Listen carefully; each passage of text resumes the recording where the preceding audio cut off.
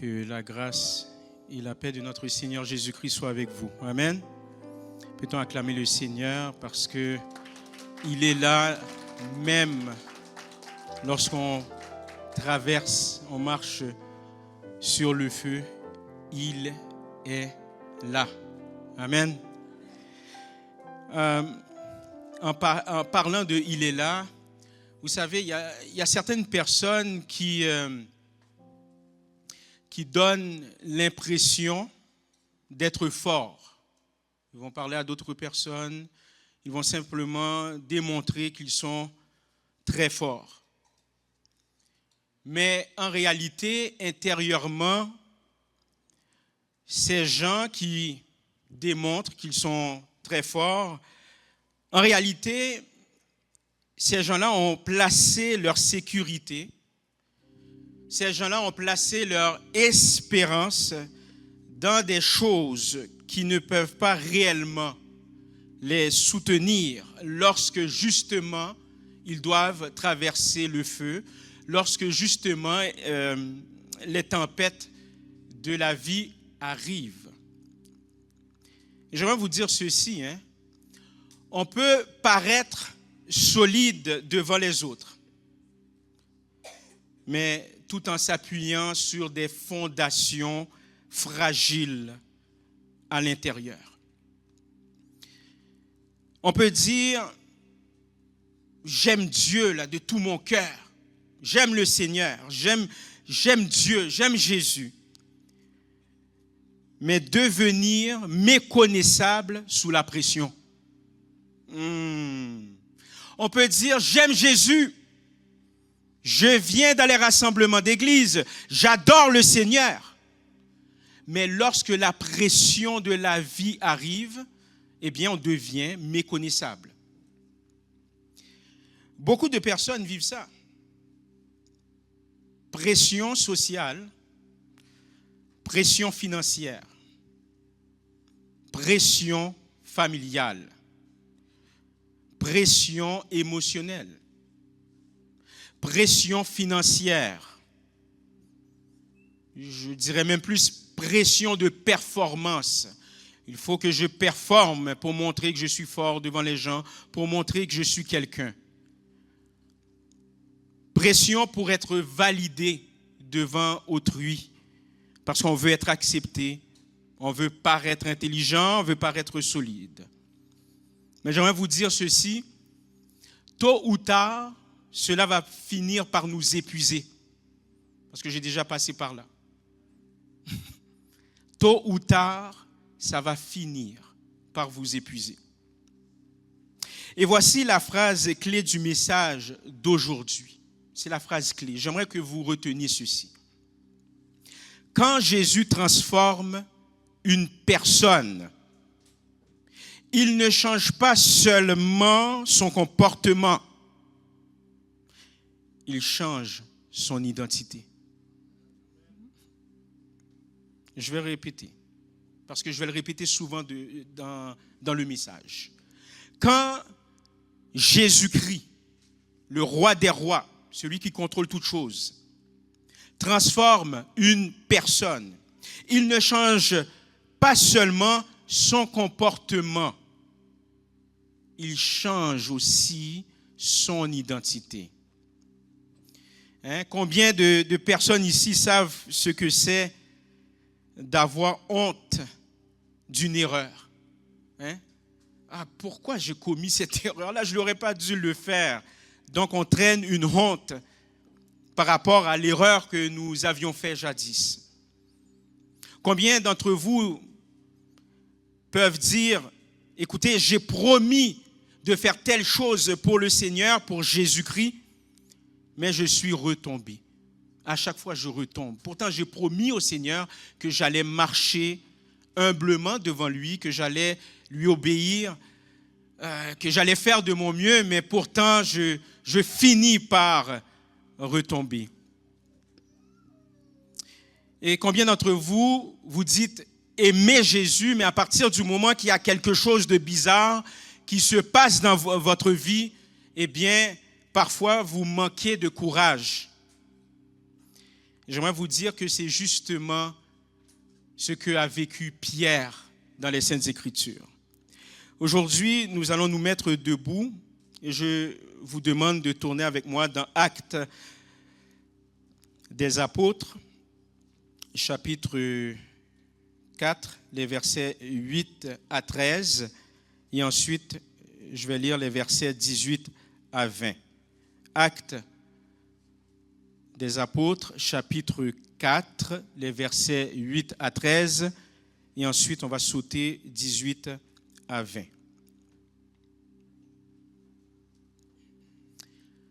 Je lis pour vous. Alors Pierre, rempli du Saint-Esprit, leur dit, chef du peuple et ancien d'Israël, puisque nous sommes interrogés aujourd'hui sur un bienfait accordé à un homme malade, afin que nous disions comment il a été guéri. Sachez-le tous, et que tout le peuple d'Israël le sache. C'est par le nom de Jésus-Christ de Nazareth que vous avez crucifié et que Dieu a ressuscité des morts. C'est par lui que cet homme se présente en pleine santé devant vous. Jésus est la pierre rejetée par vous qui bâtissez et qui est devenue la principale de l'angle. Il n'y a de salut en aucun autre, car il n'y a sous le ciel aucun autre nom qui a été donné parmi les hommes, par lequel nous devions être sauvés. Lorsqu'ils virent l'assurance de Pierre et de Jean, ils furent étonnés, sachant que c'étaient des hommes du peuple sans instruction. Et ils les reconnurent pour avoir été avec Jésus. Nous allons au verset 18. Et les ayant appelés, ils leur défendirent absolument de parler et d'enseigner au nom de Jésus. Et Pierre et Jean leur répondirent, jugez s'il est juste devant Dieu de vous obéir plutôt qu'à Dieu. Car nous ne pouvons pas ne pas parler de ce que nous avons vu et entendu. Parole du Seigneur. Vous pouvez vous asseoir.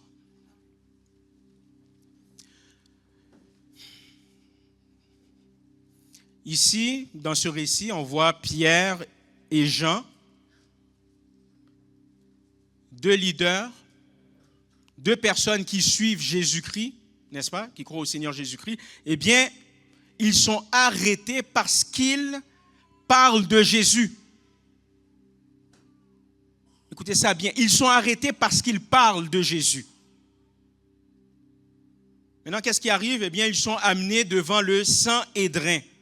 Le Sanhédrin, c'est en fait un tribunal suprême des Juifs à l'époque de Jésus. Donc, ce tribunal, en fait, veillait à l'application des lois religieuses, des traditions et de certaines règles civiles.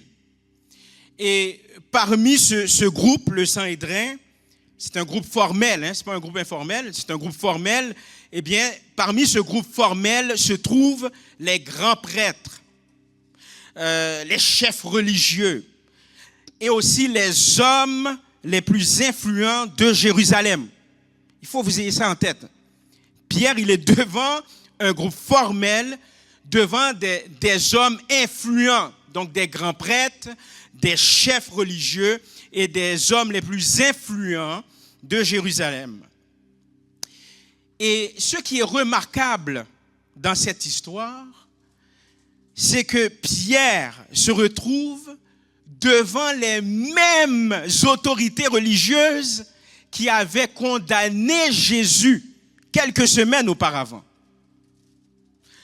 Autrefois, Pierre, face à la pression et à la peur, rappelez-vous, autrefois, Pierre avait renié son maître Jésus. Mais cette fois-ci, Pierre n'est plus le même homme. Il n'est plus le même homme. Donc, celui qui avait tremblé devant une simple servante se tient maintenant avec assurance devant les dirigeants les plus puissants de son peuple.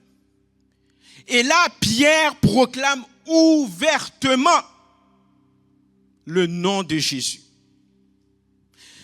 Le texte dit ici, je vais le lire, alors Pierre rempli, voyez-vous, alors Pierre, rempli du Saint-Esprit, leur dit, chef du peuple et ancien d'Israël. Je m'arrête là. Regardez, tout est là, rempli du Saint-Esprit, tout est là. Donc, ce n'est pas c'est pas juste un Pierre qui est motivé là. On dirait qu'il est motivé, mais oui, d'une certaine manière, il est motivé. Mais ce n'est pas juste la motivation qui a fait ça. Okay? Ce n'est pas juste un Pierre, tout d'un coup, il est motivé. Ce n'est pas un Pierre qui a lu un livre de développement personnel. Comment je vais faire pour parler à ces leaders religieux? C'est pas ça. Ce n'est pas un Pierre qui a travaillé sa confiance. Hey, j'ai trahi le Seigneur Jésus-Christ, il va falloir que je travaille ma confiance et puis je vais demander conseil à des amis, je vais lire des dévotions ou je ne sais pas. Donc, ce n'est pas ça. Ce n'est pas un Pierre qui a travaillé sa confiance. Non. Ici, c'est un homme qui a été transformé par Jésus-Christ. Et justement, le titre de mon message, transformé pour impacter. Transformé pour impacter. Donc, ce que ce passage nous montre n'appartient pas seulement au passé. C'est exactement ce que beaucoup vivent aujourd'hui. C'est-à-dire des gens qui aiment Dieu, réellement, des gens qui adorent Dieu, qui aiment Dieu. Mais en réalité, même si ces gens-là aiment Dieu, il n'en demeure pas moins que ces gens-là ont besoin d'être transformés de l'intérieur. Et voici la bonne nouvelle, c'est que Dieu commence souvent par des gens brisés. Pour ceux qui sont accoutumés à lire la parole de Dieu, vous n'avez pas remarqué que Dieu commence souvent avec des hommes ou des gens, des hommes ou des femmes, peu importe, des gens brisés. Avant Actes chapitre 4, Pierre était un homme instable. Avant, là, relisez les Saintes Écritures, vous allez voir que Pierre était un homme instable. C'était un pécheur de profession. Ce n'était pas un théologien. Ce n'était pas un homme impressionnant selon les standards de la société de l'époque. Selon les standards humains, ce n'était pas un homme impressionnant, puisque le texte nous dit, même après sa transformation, sachant que c'était des hommes du peuple sans instruction. Avant Actes chapitre 4, Pierre était un homme impulsif, réactionnaire. Un jour, Pierre, il marche sur l'eau et quelques minutes à peine, mes chers amis, il coule dans la peur. Instabilité. Un jour, il dit à Jésus, « Hey, Jésus, je vais mourir avec toi. » Et quelques heures plus tard, il renie Jésus, et ce, à 3 reprises, devant une servante. Imaginez ça. L'homme qui parlera devant des dirigeants influents a d'abord été incapable de se tenir devant une simple servante. Tu aimes Dieu, mais parfois tu retombes dans la peur. Tu veux être vrai là. Hein? Tu veux être vrai devant Jésus. Hein? Mais si tu te caches, est-ce que tu es réellement vrai? Je suis vrai devant Jésus-Christ, mais devant d'autres personnes, je suis quelqu'un d'autre. Tu veux parler de Jésus avec assurance, mais tu as peur du regard des autres. Tu aimes Dieu, mais parfois tu retournes au même comportement qui t'éloigne de lui. Et remarquez que lorsque Pierre a trahi Jésus, eh bien, Pierre sort et il va pleurer amèrement. Pourquoi ce sentiment de tristesse? Eh bien, parce que Pierre va réaliser qu'il n'était pas la personne qu'il pensait être. Là, il réalise, en fait, je ne suis pas vraiment la personne que je pensais être. Hein, devant les autres disciples, c'est moi le boss, c'est moi qui fais ci, c'est moi qui fais ça. Je marcherai avec toi, Jésus. Mais il vient de réaliser, non, je ne suis pas cette personne-là. Et sincèrement, ça fait mal. Voilà pourquoi il pleure. Ça fait mal. Mais écoutez-moi bien, peuple de Dieu. Dieu n'attend pas que tu sois parfait pour commencer à te transformer. Dieu ne va pas attendre que tu sois parfait, que tu sois à un certain niveau spirituel pour qu'il puisse te transformer. Voilà la bonne nouvelle. Parce que la culture d'aujourd'hui va nous dire, répare-toi avant, sois parfait avant. Mais le message de Jésus dit, viens tel que tu es. Ensuite, je te répare. Il n'y a pas de pression. La culture d'aujourd'hui va te dire, sois assez fort. Sois assez fort. Mais le message de Jésus va nous dire, ma faveur te suffit, puisqu'en moi, tu seras plus fort. Certaines personnes pensent, oui, c'est beau ça, mais Dieu ne peut plus m'utiliser. J'ai tellement fait d'erreurs, je me suis éloigné de lui, je l'ai trahi, je retombe dans les mêmes affaires qui m'éloignent de lui, donc je suis fini, ça ne sert à rien. Dieu ne peut pas m'utiliser, c'est impossible. Il ne peut pas m'utiliser à cause de, je ne sais pas, d'une dépendance. Dieu ne peut pas m'utiliser à cause d'un échec, j'ai échoué. Dieu ne peut pas m'utiliser parce que je suis en train de vivre une relation toxique. J'avais reçu de la part de Dieu de ne pas me mettre avec cette personne, mais là, je suis dans cette relation, je ne sais pas quoi faire. Je ne pense pas que Dieu peut m'utiliser. Dieu ne peut pas m'utiliser à cause d'un passé. J'ai fait quelque chose, j'ai une réputation, Dieu ne peut pas m'utiliser, il est trop tard. Dieu ne peut pas m'utiliser à cause d'une rechute. Mais j'aimerais vous dire que Pierre est la preuve vivante que Jésus ne choisit pas les gens parfaits. C'est la preuve vivante. Pierre, il a fait quelque chose quand même assez grave, il a renié Jésus. Et pourtant, Jésus l'a utilisé. Il en va de même pour nous. Dieu peut nous utiliser, peu importe ce qui s'est passé, à condition qu'on vienne vers lui avec humilité. Parce que Jésus, en réalité, Jésus va transformer les gens disponibles. C'est ce que Jésus fait. Pas les gens indisponibles. Les gens indisponibles, bon, ils s'en foutent. Mais les gens qui sont disponibles, qui veulent avancer, Jésus va les transformer. Donc Jésus transforme les gens disponibles. Es-tu disponible aujourd'hui? Sincèrement, quelqu'un doit entendre ceci. ton pire moment ne décide pas de ton futur en Dieu. Ton pire moment ne décide pas de ton futur en Dieu. Parce que la faveur de Jésus va transformer maintenant l'identité, ton identité. Maintenant, regardez, après que Jésus soit revenu à la vie,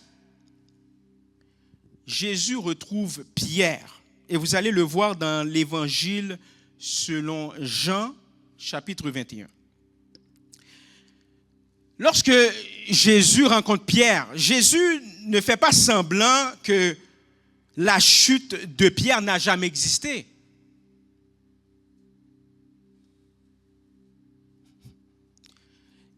Jésus va restaurer Pierre en profondeur. Est-ce que vous êtes là? Amen. Jésus ne fait pas semblant que, hey, il ne s'est rien passé là. Au contraire, Jésus est conscient qu'il s'est passé quelque chose. Mais Jésus maintenant est rendu dans une autre étape. Jésus va transformer maintenant Pierre, mais vraiment en profondeur. Et c'est vraiment puissant de la part de Jésus. Parce que Jésus ne dit pas à Pierre, wow, Pierre, prouve-moi d'abord que tu as changé. Tu aimerais que je t'utilise, tu m'as trahi là. Et ce à 3 reprises. Maintenant, prouve-moi que tu as changé. Et dès lors, je peux t'utiliser. Mais il va falloir que tu me le prouves. Non, Jésus ne dit pas ça à Pierre du tout. Du tout. Pourquoi? Parce que la faveur de Dieu vient avant ta mission. La faveur de Dieu vient avant ta mission. Quand Jésus transforme une personne, il ne change pas seulement son comportement, il change son identité. Donc, l'intervention de Jésus a des impacts spirituels dans la vie de Pierre, si bien que Pierre maintenant n'est plus défini par son passé. Pierre n'est plus défini par son échec. Pierre est désormais défini par la faveur de Dieu sur sa vie, la faveur de Jésus. Et beaucoup de gens aujourd'hui vivent encore de manière prisonniers de leur ancienne identité. Hey, je suis anxieux. Moi, je suis anxieux là. Lâche-moi, je suis anxieux. Ou bien d'autres vont dire, je suis incapable. Je suis trop brisé pour que Dieu m'utilise. C'est impossible. J'ai vécu trop de traumas. D'autres vont dire, je suis toujours la même personne. Constamment, je suis toujours la même personne. Et d'autres vont prononcer des paroles de mort en disant, je suis condamné à répéter les mêmes erreurs. Mais quand Jésus entre dans ta vie, quand Jésus rentre dans une vie, il change le centre de ton identité. Il change le centre de ton identité. Donc tu n'es pas seulement ce que tu as fait, tu deviens quelqu'un que Dieu relève. Et le fait que Jésus est revenu à la vie réellement dans l'histoire, c'est vrai, ça change tout. Ça change tout. Parce que Pierre croyait que tout était fini. Mais Jésus est vivant. Jésus est vivant. Maintenant, si Jésus est vivant, l'échec n'avait plus le dernier mot.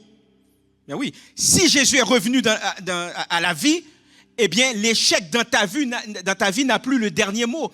L'échec dans la vie de Pierre n'a plus le dernier mot. La honte n'avait plus le dernier mot. Et ce qui t'éloigne de Dieu n'a pas le dernier mot. Et je crois que Dieu veut rappeler cela à quelqu'un ici dans la salle. Et pour ceux qui nous écoutent en ligne.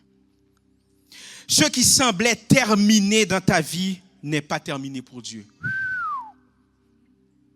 Ce qui semblait terminé dans ta vie n'est pas terminé pour Dieu.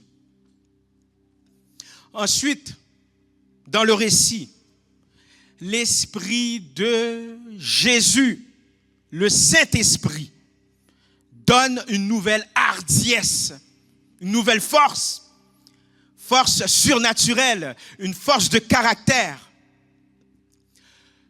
Écoutez ça bien.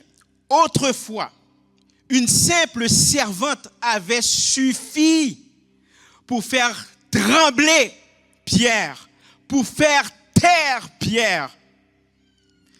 Mais dans Acte 4, Pierre se tient devant un groupe influent, le Sanhédrin, la plus haute autorité religieuse de son époque. La pression, en passant, lorsqu'il s'est tenu devant le Sanhédrin, la pression était plus forte, la menace était plus grande, le danger était plus réel.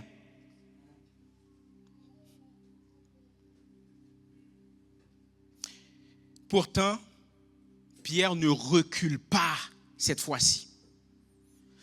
Pierre ne recule pas. Pourquoi? Parce qu'il n'est plus la même personne. Il n'est plus la même personne. L'Esprit de Jésus, le Saint-Esprit donne à Pierre une hardiesse surnaturelle. Et quand le Saint-Esprit transforme une vie, ce qui nous faisait autrefois trembler ne peut plus nous faire taire. Vous savez, le Pierre qui avait peur,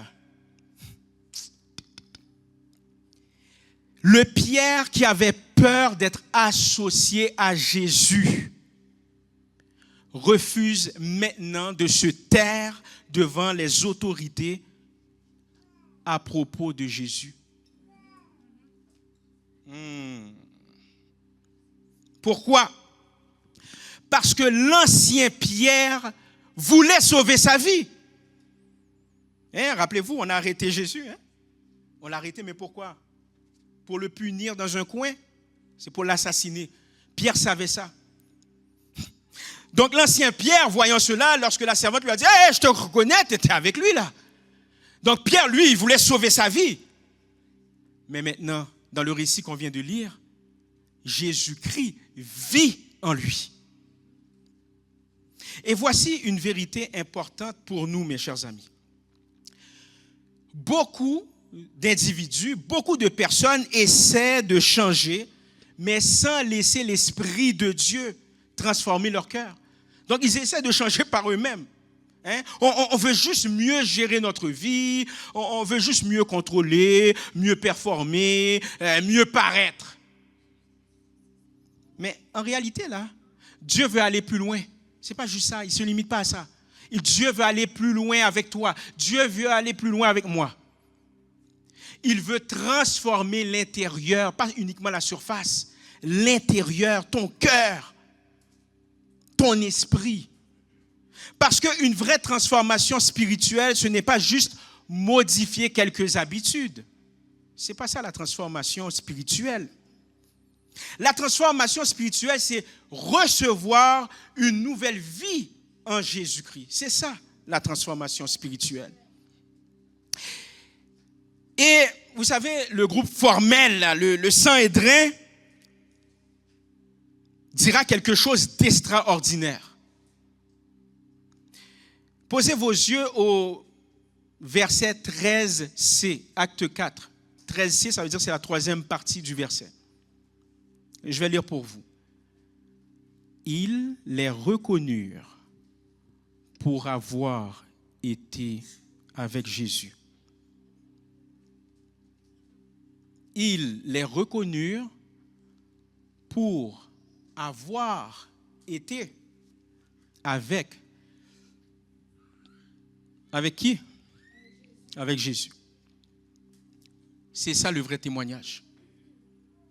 Le Sanhédrin, sans se rendre compte, sont en train de témoigner. C'est le vrai témoignage. Ce n'est pas juste des paroles que les disciples font. On veut juste parler. Ce n'est pas juste une apparence chrétienne. Pierre n'était pas là pour montrer qu'il est « je suis chrétien ». Ce n'est pas juste une apparence. Ce n'est pas uniquement des publications spirituelles sur les réseaux sociaux. Non, c'est une vie qui porte les traces de Jésus. C'est une vie, comment? Qui porte les traces de Jésus. Et une vie qui porte les traces de Jésus a des répercussions dans la vie, dans la manière de parler, dans tes relations, dans le pardon, traces de Jésus, dans la paix, dans l'intégrité, dans la façon d'aimer sa famille, d'aimer son voisin, d'aimer ses collègues de travail, dans la façon de gérer les conflits et dans la façon de traverser les moments difficiles. Est-ce que ça va? Vous êtes sûr? Mais je dois être honnête avec vous. Dis à ton voisin, le pasteur doit être honnête.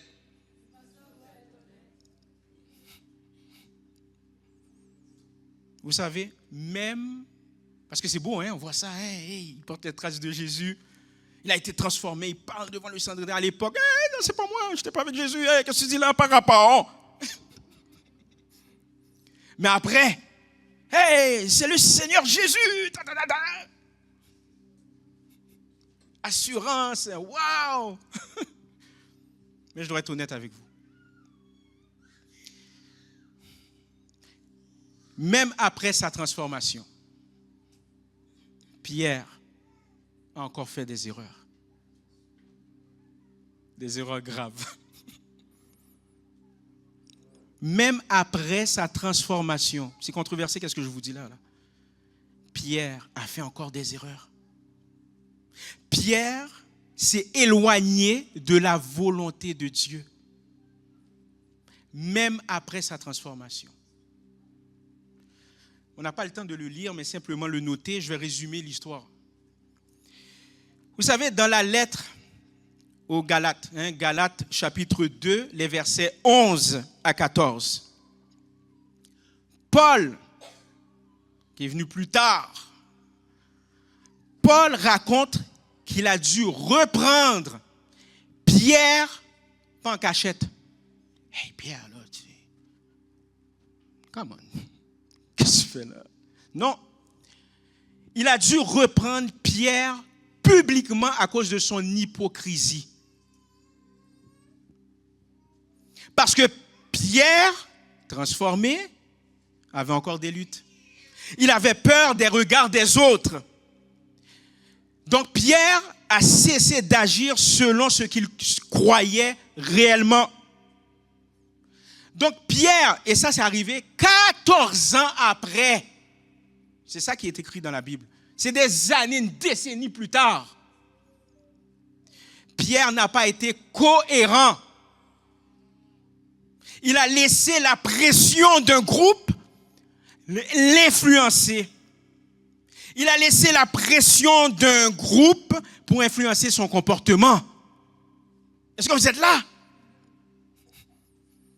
Le même Pierre transformé en passant. Le même Pierre rempli du Saint-Esprit, rempli de l'Esprit de Jésus. Le même Pierre que Jésus a utilisé puissamment pour guérir des malades, pour proclamer l'Évangile, le message de Jésus. Malgré cela, il a encore eu des moments de faiblesse. Mais quand je vois ça, sincèrement, ça me donne l'espoir en passant.